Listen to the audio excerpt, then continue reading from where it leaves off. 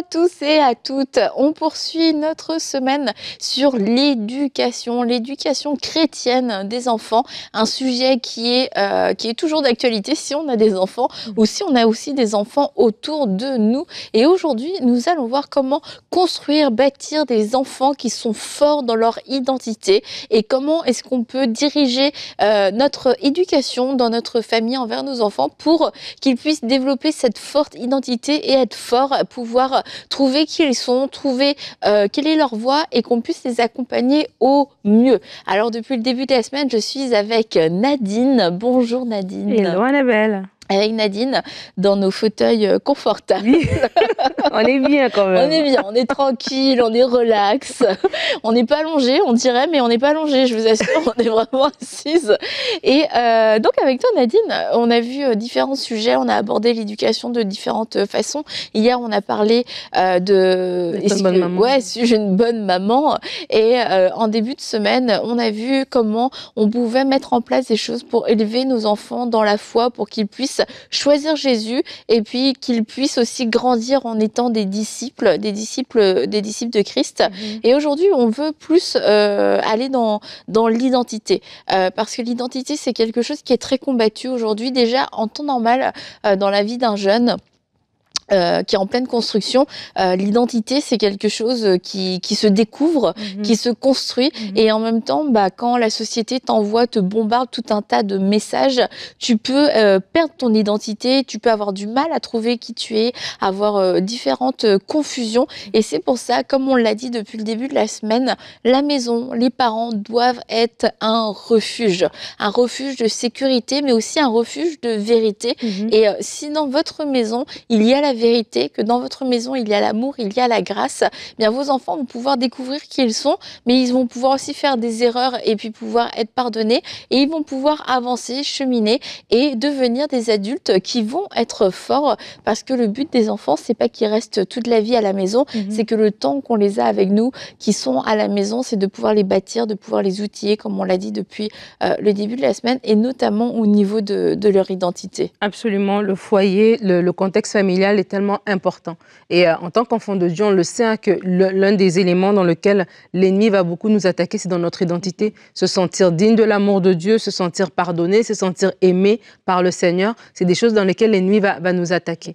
Et en tant que parent, on se rend compte à ce moment-là qu'un enfant qui reçoit vraiment cette révélation de son identité, qu'il ait cette confiance, voilà, et cet environnement sécuritaire dans la famille va l'aider après plus tard. Plus tard, lorsqu'il va grandir, tu vas voir que ça va être un adulte qui va être équilibré dans sa façon d'être. Pourquoi? Parce que dans l'enfance, à la maison, il a eu cette confiance par rapport à son identité. Moi, c'est quelque chose qui m'a beaucoup marqué par rapport à mon père. Moi, je suis l'aînée. Et en étant une fille, dans le contexte culturel duquel on provient, je me rappelle que d'autres personnes autour de moi qui avaient des filles et des garçons commençaient, entre guillemets, à compter à partir du garçon, dans le sens où c'est le garçon qui était le grand frère. C'est comme, là, t'es un garçon, là, c'est bon, là, le nom va se perpétuer. La fratrie a commencé. Voilà, parce que le nom va se perpétuer, mais parce que voilà, c'est un garçon qui arrive dans la famille et donc, du coup, là, c'est bon, ça compte. Et moi, je me rappelle que mon papa, il me valorisait et j'étais la grande sœur. Et mes petits frères, ils devaient m'écouter parce que c'était moi la grande sœur. Je comprends? Ça a l'air tout simple, ça a l'air tout bête, mais ça fait vraiment une différence dans la façon dont la personne se perçoit. Donc moi, je me suis jamais perçue comme étant une moindre personne. Donc quand j'étais confiante dans mon identité en tant que fille, du coup, arrivée ici en Occident, j'étais confiante dans mon identité, peu importe ma couleur de peau. Je me sentais pas un moindre citoyen par rapport à ça. Donc ça veut dire que j'avais une confiance en moi parce que mon père m'avait valorisé. Je comprends? Donc, je crois qu'en tant que parent, c'est important de valoriser nos enfants. Des fois, on a l'impression que c'est du truc de superficiel, mais valoriser vos enfants, c'est tellement important. Ça les construit, en fait, et ça les suit plus tard. Je l'ai dit en début de semaine, que moi, quand mes enfants étaient petits, parce que je voulais les enseigner le respect, parce que j'enseigne le respect moi-même, je les respecte. Donc, je disais s'il vous plaît et je disais merci. Et c'est des petites choses comme ça, mais c'est parce que je veux leur montrer qu'ils sont importants, qu'ils ont de la valeur et qu'ils méritent aussi le respect. C'est bien de demander le respect, mais il faut aussi le donner. Alors, à force eux-mêmes d'avoir été respectés par moi, par leur papa, ils grandissent comme étant des personnes qui respectent les autres, mais qui s'attendent à être respectés. Tu comprends? Ça va être bizarre pour eux si on leur manque de respect. Et donc, ce que ça, je veux dire, c'est que si on valorise nos enfants dès qu'ils sont petits, et on les valorise, ça bâtit leur caractère. Et lorsqu'ils deviennent des adultes, on veut les rendre autonomes, mais ce n'est pas des adultes qui vont se remettre en question tout le temps. Parce que la société va vouloir leur remettre en question. La société va vouloir remettre la jeune fille en question, qu'elle n'est pas assez belle, qu'elle n'est pas assez grande, qu'elle n'est pas assez mince, qu'elle n'est pas assez claire, que ses cheveux ne sont pas assez droits, etc., etc. La société va vouloir remettre le garçon en question. Et si à la maison, il a déjà été bâti, entre guillemets, dans son être intérieur, par ses parents, par des personnes qui sont une autorité dans sa vie, qui ont déposé des paroles de bénédiction sur lui, ça va l'aider pour plus tard. Donc des fois, on va nous-mêmes aussi en tant que parents s'éviter des soucis dans l'adolescence de notre enfant, bien dans sa vie adulte, parce qu'on est parents pour la vie. Hein. Même si notre enfant a quitté la maison, si notre enfant, sa vie va mal, ça va nous faire mal. Donc ça va nous éviter des soucis à long terme si dès l'enfance, on comprend l'importance de valoriser nos enfants, l'importance de parler à nos enfants avec respect. Même lorsqu'on gronde, même lorsqu'on reprend. On ne reprend pas pour casser. Donc, je reprends ton comportement, mais je ne reprends pas ta personne, en fait. Et donc, ça, c'est tellement important. Je ne pouvais pas ne pas insister là-dessus. C'est super important. Et tu disais que quand ils ont été habitués au respect, lorsqu'on leur manque de respect, ils vont trouver ça anormal. Et ce qui est drôle, au final, quelquefois, tu vois des situations, c'est qu'un enfant à qui on a manqué de respect va le dire, en fait, à un adulte. Il se retrouve dans la position où c'est lui qui est vu comme quelqu'un d'irrespectueux parce que on part du principe, un enfant, c'est un enfant, un jeune. Moi, je suis l'adulte, je suis l'aîné, donc je te parle comme je veux, je te dis ce que je veux. Mais il y a des enfants qui sont forts dans leur identité et puis ils vont pouvoir le dire et pas avec un cœur insolent et même ils vont pouvoir très bien le dire. Ils vont dire s'il te plaît, genre un adulte pour les reprendre. Et puis l'adulte va se sentir offensé. Mais en fait, quand nos enfants ont certains standards, c'est sûr que quelque part, faut les accompagner pour pas qu'ils deviennent arrogants ou quoi que ce soit. Mais eux-mêmes s'attendent à ce qu'on les traite d'une certaine façon. Et c'est quelque chose qui va les protéger. Et il ne faut pas essayer de faire taire ça ou de diminuer ça dans le cœur de vos enfants. Pourquoi ? Je pense notamment aux jeunes filles. Des jeunes filles qui ne veulent pas se faire parler n'importe comment. C'est des jeunes filles qui vont être fortes. Des jeunes filles qui vont dire non, je t'autorise pas à me parler comme ça, je t'autorise pas à me toucher, non, je veux pas. Et si on apprend à nos filles, non, tu dois dire oui à tout, ah non, faut pas déranger, parce que sinon tu vas avoir l'air irrespectueuse, etc. Non, on doit apprendre à nos jeunes filles à se respecter, à connaître leurs valeurs. Si tu ne veux pas qu'on te touche, eh bien, tu n'es pas touché. Tu as le droit et tu dois dire non, et tu dois savoir le dire. Mais quand on élève nos enfants, un aîné, ou si c'est une fille et un garçon a le droit de te dire, de faire ce que tu veux. Toi, il faut juste que tu essayes de te faire petite ou d'éviter les conflits. On risque de semer dans nos enfants, particulièrement, je disais, chez les filles, des semences pour des relations toxiques, des relations de dépendance affective ou de domination, de contrôle. Et c'est pour ça que c'est important de pouvoir enseigner vos enfants à se faire respecter, mais à le faire de la bonne façon. Et c'est vrai qu'il y a un moment, eux-mêmes se cherchent, en fait, et puis ça peut être insolent, ça peut manquer de respect, et c'est de pouvoir les reprendre, mais pas de les casser, parce que c'est normal. Même un enfant a le droit au respect, au final. Absolument. Et je veux revenir sur ce que tu as dit aussi par rapport à la façon dont on parle. Et ça, c'est important. Hein. La façon dont on parle, et c'est tout, en fait, c'est la base. Hein. Avant qu'il y ait la forme, avant qu'il y ait le fond, il y a aussi la forme. Et je dis ça pourquoi ? Parce que des fois, nous-mêmes, on a grandi peut-être dans une époque, une génération peut-être où si nos parents nous parlaient un peu n'importe comment, on est les enfants, on nous envoie, va à gauche, va à droite. Et donc, du coup, nous-mêmes aussi, sans le savoir, on peut parler comme ça à nos enfants. Et surtout, surtout dans la réprimande, vraiment y aller un petit peu, de façon un petit peu colérique et tout ça. Et ça, c'est se dire, comme je parle toujours de la vision à long terme, je veux semer. Et lorsque je réalise que mes paroles sont des semences et le cœur de mon enfant est une terre, qu'est-ce que je suis en train de semer? Et bâtir l'identité, on a parlé pendant la semaine d'être une bonne maman et tout ça, c'est pas les cadeaux. Des fois, c'est juste ce rapport-là. Comment est-ce que je parle? Et se dire, en fait, notre enfant, il nous regarde comme un super-héros. Hein. Pour un enfant, son papa, c'est le super-héros, sa maman, c'est la plus merveilleuse. Donc, ça veut dire que lorsqu'on parle à notre enfant, il y a un poids dans ce qu'on est en train de dire.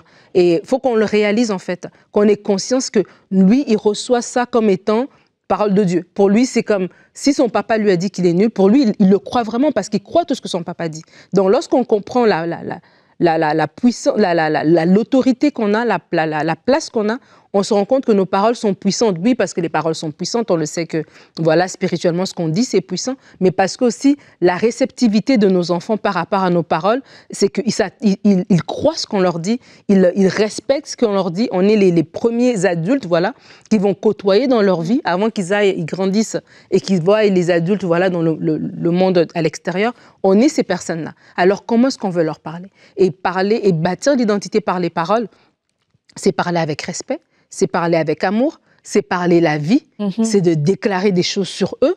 Voilà, tu es intelligent, tu es brillant, tu vas réussir. Voilà, tu fais, je sais pas, t'as un enfant, une fille qui est artistique, t'es talentueuse. Ça se dit, ces choses-là. C'est pas juste payer des factures, mettre des repas sur la table. C'est pas juste ça, éduquer un enfant. Éduquer un enfant, c'est ça qui va rester. Le repas, il aurait digéré. Demain matin, il voudrait un autre repas. Mais les paroles qu'on va dire, c'est ça qui va rester en lui. Donc, lorsque je suis... C'est dans des bons moments, je dis ces paroles de vie, etc. Mais même lorsque je vais reprendre, il a raté un examen, mais je ne dis pas qu'il a un échec, je ne dis pas qu'il est un idiot. Je veux dire, il y a des choses qui ne se disent pas. Et en tant que parent, il faut mettre un frein, une garde à notre bouche. Hein, parce que des fois, nos enfants, ils nous irritent. Il faut le dire la vérité. Des fois, tu as un enfant qui passe par une période, on dirait, il s'est décidé qu'il va t'étirer, mais vraiment, dans tous les sens, il va t'étirer. Et c'est comme tu disais l'autre fois, ben, c'est toi qui es l'adulte. Et tu dois te dire... Même dans les situations où je sens que je suis en colère, je sens que vraiment là, il est vraiment, c'est la bêtise de trop, je sais que je suis en train de semer. Et je sais que ma parole a une autorité parce que je suis son parent, j'ai une autorité spirituelle, mais parce que aussi la parole a une autorité. Donc, même quand je reprends l'enfant, je ne reprends pas pour casser. Moi, j'ai entendu des mamans, des fois, reprendre leurs enfants tellement durement, des papas reprendre tellement durement, tu te dis... Mais c'est ton enfant, je vais dire, tu l'as mis au monde, c'est toi qui es prêt à aller à l'hôpital pour cet enfant-là, à payer des factures pour cet enfant-là. Comment tu peux lui parler comme ça? Et vraiment de se dire, non, en tant que parents chrétiens, faisons la différence. Peut-être que c'est quelque chose qu'on a vu autour de nous et puis ça s'est tellement répété que c'est rendu normal. Mais nous, alors qu'on est des parents chrétiens, on introduit une ère nouvelle en fait. Et une ère nouvelle, ça passe aussi par la façon dont on éduque. Peut-être que la façon dont on va éduquer, c'est pas comme ça qu'on nous a éduqués, mais c'est pour ça qu'on est renouvelé dans notre intelligence par le Saint-Esprit. C'est justement pour faire les choses différemment. Et aussi la manière dont on va parler à nos enfants, les bâtir et parler des paroles de vie, mais des paroles aussi de destinée. Ça va nous demander, en tant que parents, de devoir chercher la volonté de Dieu. Absolument. Ok, mon enfant a été créé, c'est ton ouvrage, il a été créé pour accomplir des œuvres bonnes. C'est quoi en fait? C'est quoi sa destinée? Qu'est-ce que tu veux qu'il fasse? Moi, je pense souvent à Marie qui a reçu cette parole de Gabriel et elle repassait ses paroles dans son cœur et il lui a dit des choses qu'elle a gardées toute sa vie. Élisabeth aussi a reçu des directions. Les parents de Samson aussi ont reçu des directives, des directions. Et c'est des choses, peut-être si on ne l'a pas eu quand on était enceinte, qu'on doit chercher aujourd'hui dans la prière. Seigneur, à quoi est-ce que tu appelles cet enfant? Parce que, comme j'ai dit dans la semaine, quelquefois, nous, notre système de pensée est étroit et on a l'impression que nos enfants vont faire les mêmes choses que nous, sont appelés peut-être à reproduire un peu le même schéma de vie, vont peut-être faire un peu plus d'études, etc. Mais si ça se trouve, c'est complètement autre chose. Et cet enfant que Dieu vous a confié, eh bien, c'est Dieu qui vous l'a confié. Et c'est de se dire, Seigneur, tu veux que je fasse quoi? Qu'est-ce qu'on doit faire fructifier chez cet enfant? Et donc la première chose, c'est de discerner. Et la deuxième chose, c'est de ne pas chercher à se reproduire à l'identique, de pouvoir s'investir, se reproduire dans le fait d'être un disciple, etc. C'est une bonne chose, mais de se reproduire à l'identique, c'est dangereux parce que c'est fort probable que votre enfant ne soit pas votre mini-vous. Et ça, c'est quelque chose qui est très facile à faire. Il y a une fille et un garçon dans la maison, la fille, c'est comme la mère va l'apprendre, et puis c'est comme, je vais te former comme moi, pour que tu deviennes moi, en fait, que tu penses comme moi, que tu réfléchisses comme moi. Et puis un garçon, pareil, alors qu'en fait, quelquefois, ces deux personnalités qui sont complètement différentes, je l'avais déjà raconté dans Bonjour chez vous, mais c'est que moi, j'ai découvert au final que Eden et moi, on n'avait pas du tout la même personnalité. On a vraiment des personnalités opposées, en fait. Oui, vraiment opposées. Mais on a aussi des similitudes parce que on est de la même famille, il y a des choses, on pense pareil, mais dans vraiment nos personnalités, on est différentes. Et le moment où je m'en suis rendu compte, il y a des choses, en fait, je me suis dit, mais ça, faut pas que je pousse, parce que ça, c'est pas elle, c'est moi.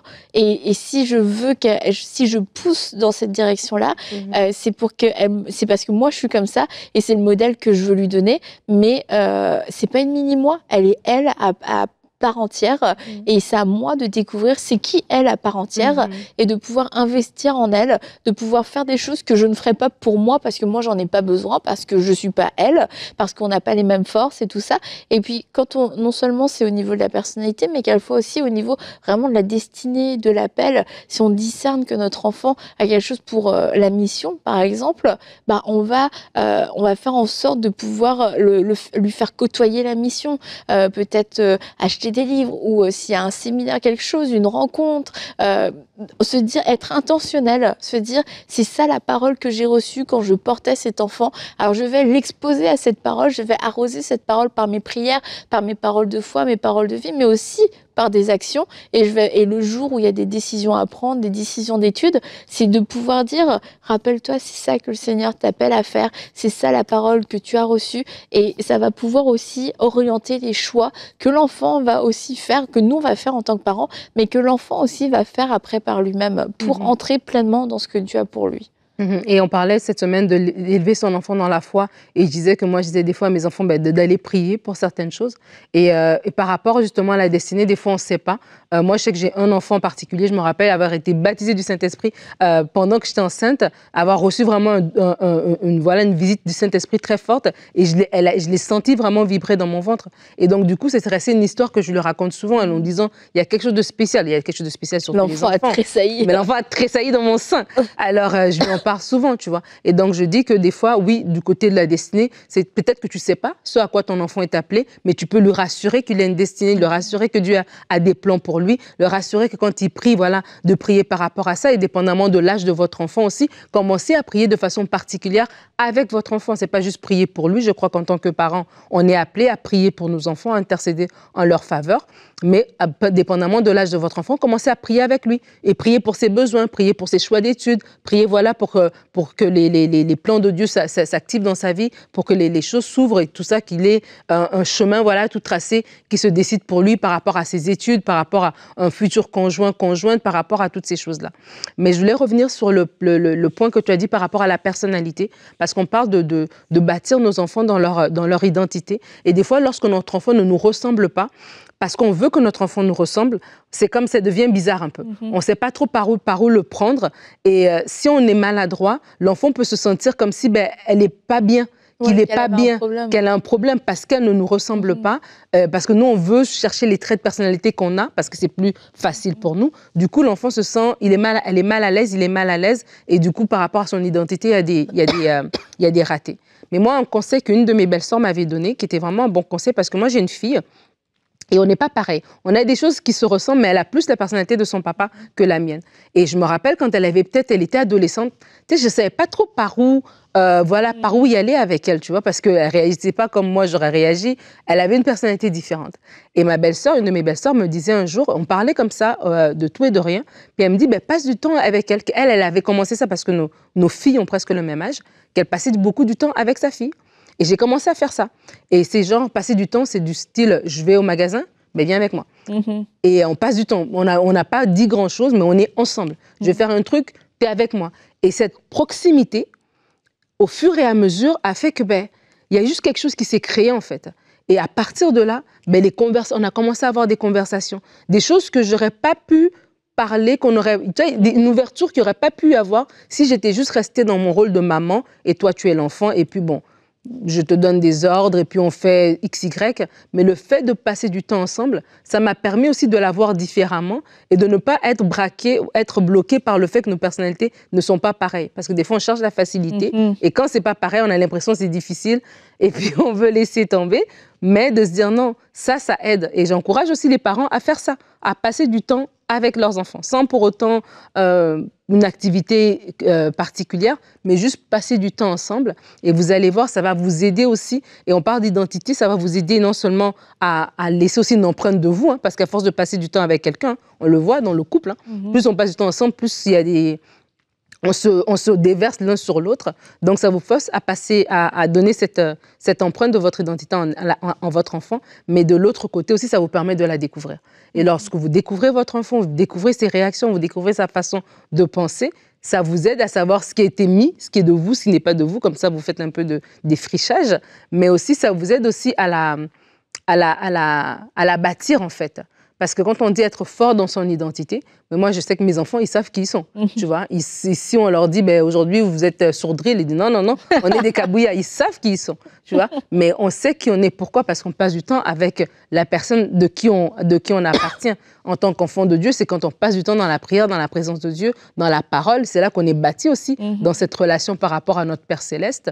Mais de la même manière aussi, pour nos enfants physiques, voilà, c'est dans ce temps de communion qu'on a avec eux, dans lequel aussi on peut aussi aider à bâtir leur identité. Et au final, comme tu dis, c'est beau de découvrir qui ils sont réellement, plutôt que d'essayer de se calquer, enfin, qui nous imitent et qui soient comme nous, parce que, comme on l'a dit déjà plusieurs fois, les années passent vraiment vite. Et peut-être qu'un enfant, quand il a 5-6 ans et qui vous ressemble pas du tout, il a des façons de penser, de réagir qui sont pas du tout les vôtres. Et c'est comme, mais où est le mode d'emploi avec cet enfant? Parce que vous comprenez absolument pas comment il fonctionne. Mais d'avoir fait ce travail, d'avoir accepté déjà, puis d'avoir valorisé sa personnalité qui n'était pas la vôtre, peut-être pas celle de votre mari non plus, peut-être pas celle de ses frères et sœurs, mais d'avoir valorisé son unicité, ça fait que c'est un enfant qui va devenir aussi à l'aise, qui va être bien dans sa peau et qui amènera beaucoup de joie, dans la famille. Et les enfants, à un moment donné, ils grandissent et ils finissent par partir, etc. Et ça devient aussi des adultes. Et c'est des adultes, du coup, avec qui on peut avoir un vis-à-vis, avec qui on peut avoir des conversations. Et c'est là où aussi tout ce qu'on a pu investir, tout ce qu'on a pu valoriser, on va avoir ce retour de voir, ce sont des adultes épanouis, des adultes qui sont des bons époux, qui sont des bonnes épouses, qui sont des bons patrons, des bons employés, des gens qui sont bien, qui ont des bonnes valeurs et qui ont su développer leur personnalité, qui sont pas en lutte intérieure. Parce qu'aujourd'hui, on entend plein d'histoires, plein de témoignages des femmes à 40 ans qui se demandent mais je suis qui en fait? Crise d'identité parce qu'il n'y a jamais eu l'espace dans la famille pour pouvoir exprimer son identité. Il fallait travailler ou il fallait faire ci, il fallait faire ça, il fallait avoir des bonnes notes et il n'y avait pas le temps de se demander mais est-ce que je veux faire autre chose? Est-ce que j'aime ça? Est-ce que j'aime pas ça? Des parents ne se sont pas arrêtés. Ça ne veut pas dire qu'ils n'aimaient pas leurs enfants, mais c'était pas dans la façon de fonctionner. Mais à un moment donné, ce manque de repères, ce manque de fondation dans notre identité va nous rattraper. Et le problème, c'est que quand une crise d'identité arrive, quand on a 40 ans et qu'on est déjà marié, qu'on a des enfants, qu'on est, on a avancé dans la vie, il y a beaucoup de conséquences. Alors que un enfant et un adolescent, un jeune adulte qui est en recherche, en construction d'identité, c'est normal. C'est un stade normal, c'est dans le processus normal et c'est la meilleure saison pour pouvoir le découvrir. Et c'est sûr qu'en tant que parent, ça demande encore une fois beaucoup de grâce parce qu'un enfant qui se découvre, ça peut être un enfant qui vous dit à la rentrée, moi je veux faire du basket et puis au mois de décembre, ils ont plus envie de faire du basket. Mais t'as déjà tout payé. Ouais, voilà, t'as déjà tout payé. Mais est-ce que ça veut dire qu'on va répondre oui, oui et non, enfin qu'on va dire oui à tout? Peut-être pas, mais en tout cas, c'est de se dire, ok, il y a des choses, ils se sont trompés dans leur choix. Quelquefois, ça veut dire, on a mis un enfant dans une école, c'était la meilleure école, puis au final, l'école, c'était pas si génial que ça, donc l'année d'après, on va rechanger l'enfant. Et on se dit, c'est compliqué, mais c'est des erreurs, oui, il y a des erreurs, mais qui permettent à l'enfant de se construire. Et pour nous, en tant que parents, qui sommes quand même assez décisionnaires dans pas mal de domaines de leur vie, parce qu'ils vont pas changer d'école eux-mêmes, ils vont pas faire leur dossier d'inscription, ils vont pas se désinscrire sortir d'une activité pour s'inscrire dans une autre activité, mais on peut être participant ou alors on peut les enfermer. Ah non, tu as décidé de faire le basket, non seulement c'est pas que tu vas continuer, mais tu vas en faire pendant 3 ans. C'est comme, peut-on trouver un compromis et puis discuter. Ouais. Pourquoi est-ce que tu as voulu faire du basket? Est-ce que tu as vraiment réfléchi? Et quand il va te dire je veux faire de l'équitation, tu sais que l'équitation ça coûte hyper cher. Donc pourquoi pas? Mais dans ces cas-là, on va mettre un plan de match en action tous les deux et tu vas payer ton équipement. Et peut-être qu'il va réfléchir à 2 fois. Mais c'est de pouvoir conjuguer avec sans casser, en fait.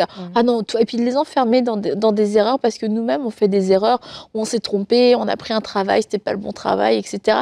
Puis des enfants, ils se trompent d'option. Oh bah oui, bah fallait que tu réfléchisses, etc. Et on peut être très dur avec les enfants et de se dire c'est leur saison pour se tromper et ça fait partie de leur développement et je dois être là pour l'accompagner en fait dans ses erreurs en mettant un cadre pour pas que ce soit des enfants non plus à qui tout est permis, mais un cadre où il y a des conséquences à mes erreurs, mais il y a des solutions aussi.